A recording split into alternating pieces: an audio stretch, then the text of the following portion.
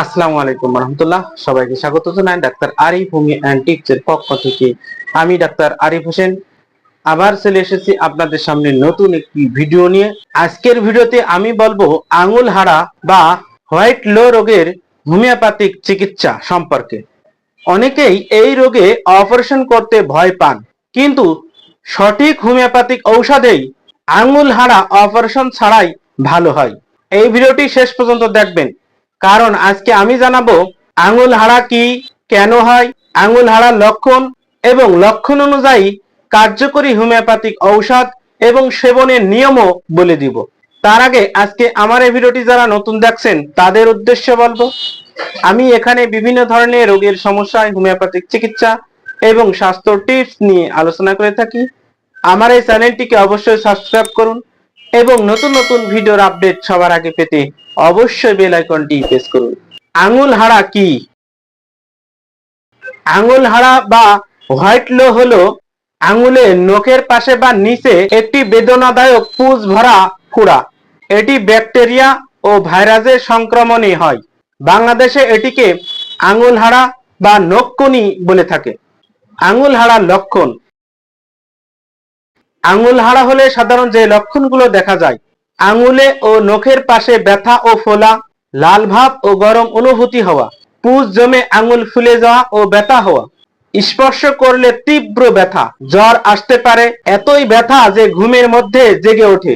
এখন জানাবো এই আঙুল হারার সমস্যায় কোন লক্ষণে কোন হোমিওপ্যাথিক ঔষধ দিতে হবে। মাইরিস্টিকা। আঙুলে পুঁজ জমেছে কিন্তু এখনো ফাটেনি, ভেতরে ভেতরে টান টান করে ব্যথা, আঙুল ফুলে লাল হয়ে যায়। অপারেশন এড়াতে চাইলে এই ওষুধটি খুবই প্রয়োজন। এই ওষুধটিকে বলা হয় হোমিওপ্যাথিক ছুরি বা কাঁচি। পুঁজ জমলে অপারেশন ছাড়াই এই ওষুধটি পুঁজ বের করতে সাহায্য করে এবং পরবর্তীতে তা শুকিয়ে দেয়। মাইরিস্টিকা 2x শক্তির ঔষধ 3 ঘন্টা অন্তর অন্তর 24 ঘন্টা খেতে হবে। Hepar sulphur. আঙুল হারার আরেকটি ঔষধ হচ্ছে হিপার সালফার। আঙুলে পুঁজ জমে আছে, দুর্গন্ধ হয়, সামান্য স্পর্শে তীব্র ব্যথা, রোগী খুব খিটখিটে ও রাগী, রাতে ব্যথা বেশি হয়, হঠাৎ পুঁজ জমেছে এবং ব্যথা অনেক বেশি, ছোঁয়া লাগানো যায় না। এই অবস্থায় হিপার সালফার 6 2-1 ফোঁটা করে সামান্য পানি সহ 2 ঘন্টা অন্তর অন্তর সেবন করতে হবে। পরবর্তীতে ঘা শুকানোর ক্ষেত্রে হিপার সালফার 200 শক্তি 2 বার করে 2 দিন খেতে হবে। সাইলেশিয়া।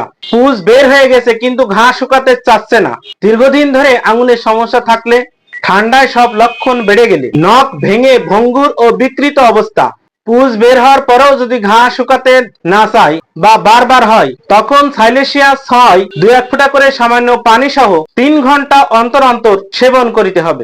অ্যাপিসমেল।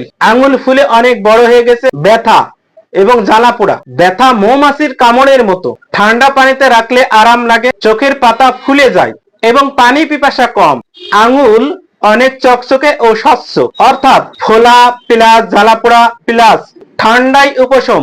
এই লক্ষণে অ্যাপিসমেল 30 শক্তি 2-1 ফোঁটা করে সামান্য পানি সহ 2 থেকে 3 বার 3 থেকে 5 দিন খেতে হবে। সেবন বিধি। কয়েকটি নিয়ম অবশ্যই মনে রাখবেন। ঔষধ খাওয়ার 30 মিনিট আগে ও 30 মিনিট পরে কোনো কিছু খাবেন না। চা, কফি, পান ও তামাক এড়িয়ে চলুন। ঔষধ হাতে নেবেন না, সরাসরি মুখে দিবেন।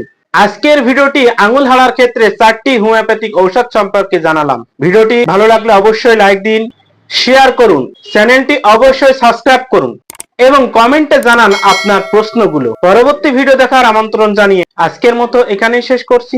সবাই ভালো থাকুন, হোমিওপ্যাথিক চিকিৎসা নিন, সুস্থ থাকুন।